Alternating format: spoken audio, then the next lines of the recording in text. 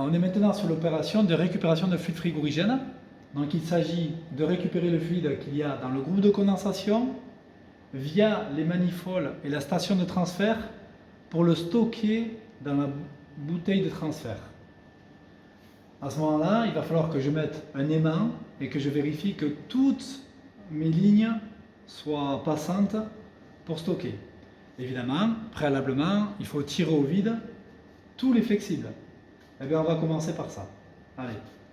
Donc ici, je mets en route la pompe à vide pour tirer au vide le flexible de refoulement de la station.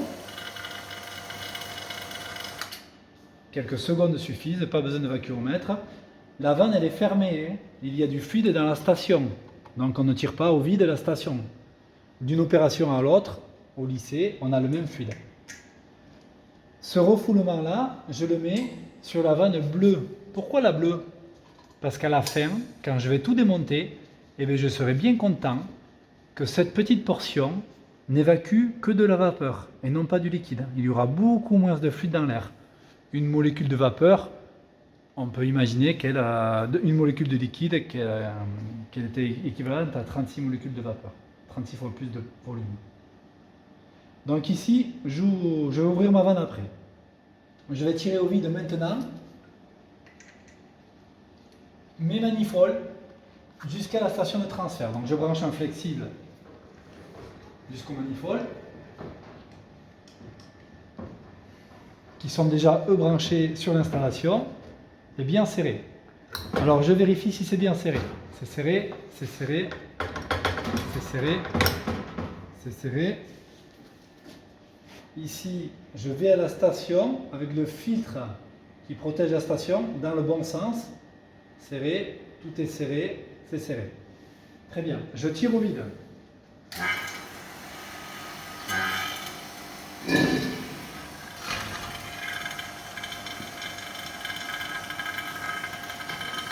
J'en profite pour mettre les membres.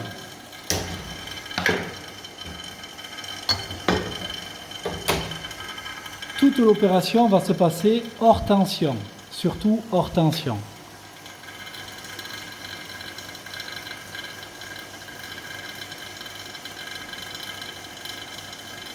Donc tout doit être tiré au vide, on ouvre tous les robinets.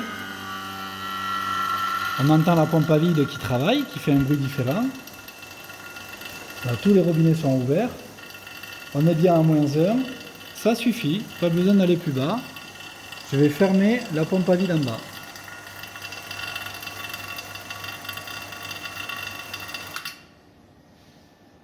À partir de maintenant, tous mes flexibles sont tirés au vide. Il s'agit de créer le circuit de transfert de fluide frigorigène. Alors on va, avec les deux doigts, s'assurer que du début à la fin, tout le circuit est ouvert. Je pars des vannes de service. On défait légèrement les presses étoupes.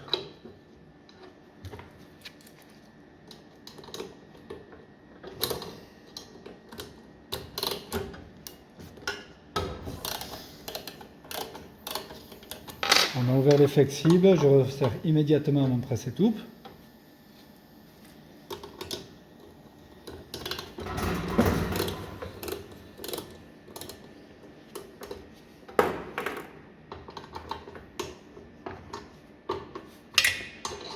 Idéalement, je pourrais faire que la HP en premier et après la BP, pour éviter de mettre du liquide dans le compresseur.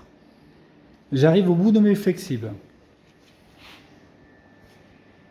Je suis mes flexibles avec le doigt. J'arrive donc ici. Est-ce que c'est ouvert? Oui. Est-ce que ça me permet d'aller dans la chambre de mélange? J'ouvre. Celui-là, oui. Celui-là, oui. Ensuite ici. Est-ce que je peux aller à ma station de transfert? Oui. Je continue. Est-ce que je peux aller à mon groupe de transfert? Oui.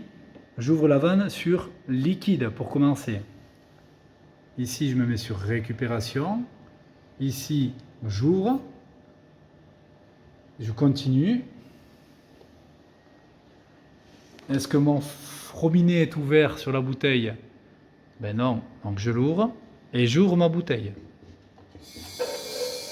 on entend le bruit qui signale une différence de pression. La bouteille se remplit déjà un peu naturellement. Je vais brancher la station et je n'ai aucun intérêt de peser ce que je vais récupérer. On pèsera à la fin. À partir de maintenant, je peux mettre en service ma station.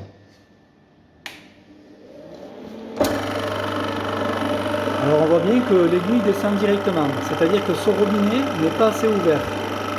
Elle ne travaille pas la station. Donc je l'ouvre très légèrement. Alors, quelques millimètres suffisent. On va la laisser travailler un petit peu comme ça. Et ensuite, on ouvrira à fond le robinet.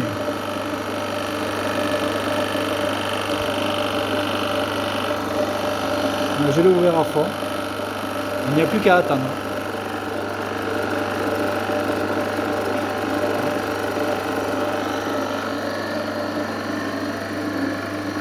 On pourra contrôler les pressions qui évoluent ici et se rendre compte que tout doucement elles descendent. Et bien tant que ce n'est pas descendu jusqu'à environ -1, on peut remplir les documents pendant ce temps-là. On est donc à la fin de l'opération de récupération. On voit bien qu'il n'y a plus de fluide dans l'installation.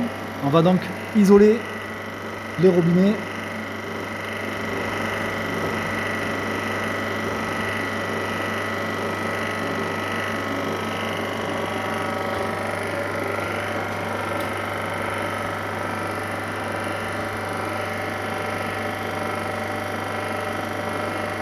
Il s'agit maintenant de faire l'étape de purge du groupe.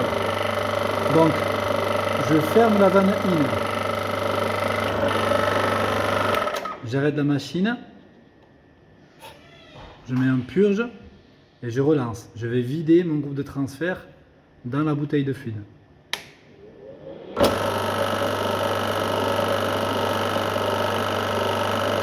C'est l'opération de purge. Elle n'était pas très représentative, mais des fois on ne voit pas trop les aiguilles bouger. Et maintenant, je vais devoir enlever le flexible de la bouteille pour récupérer le fluide qu'il y a dedans. Je vais donc fermer la station à la sortie, fermer la bouteille, fermer le robinet, accepter que le peu de vapeur qu'il y a ici parte dans l'atmosphère. Voilà, pas bien. Et je vais raccorder ça ici. Pour raccorder ça ici, attention de ne pas toucher le robinet, c'est plein de fluide. Je vais devoir débrancher ça ici. Pour le débrancher, je vais faire rentrer de l'air dans le circuit. Donc je vais m'assurer qu'à l'autre bout, ici, ce soit bien fermé. C'est fermé, j'ai tout fermé tout à l'heure pour éviter de faire rentrer de l'air dans le circuit que l'on a tiré au vide. Donc ici, je débranche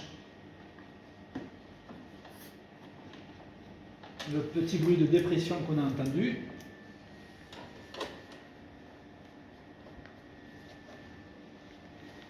Donc j'ouvre bien le robinet. Ici c'est fermé. Ici je vais passer en récupération puisque je désire récupérer le fluide qu'il y a dans le flexible. Donc je passe en récupération. Et ici naturellement je vais ouvrir le robinet pour que ça rentre dans l'installation.